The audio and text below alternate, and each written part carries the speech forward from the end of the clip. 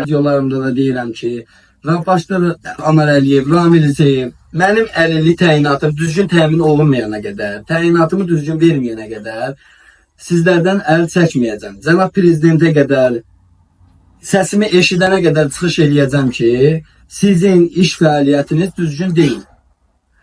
Qaçqınları göndərirlər alınmış torpaqlarımıza, gözəl gülşələrimizə.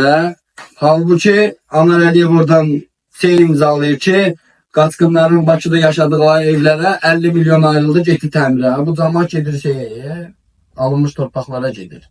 Elə buna ayırdığın pulu ayırsan şəhid ailələr və qazilər və düzgün təminat ver də. Düzgün təminat verilsin də, niyə verilmir?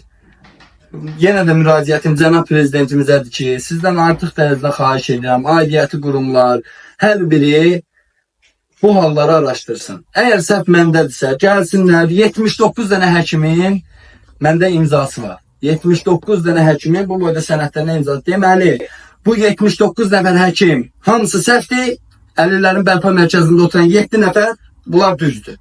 Belə şey olmur axı. Onda cənab prezidentimiz bütün xəstəxanaları bağlasın, bir dənə əlillərin bərpa mərkəzini saxlasın ki, siz düzsüz.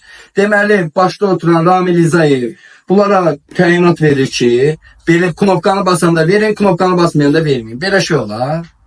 Bu düzgün, onda cənab prezidentimizdən mənim xahişim, əgər bunlar düzgün iş görürlərsə, bütün xəstəxanaları bağlasınlar. Mənə 70 neçə dənə həkimin rəyi var. Elə qalsın əlillərin bərpa mərkəzində. Bu boyda cəmaata nəyə ehtiyac var? Elə əlillərin bərpa mərkəzi düzgün işləyirsə, onlara verilsin hər bir şey, onlar baxsın hər şeyə.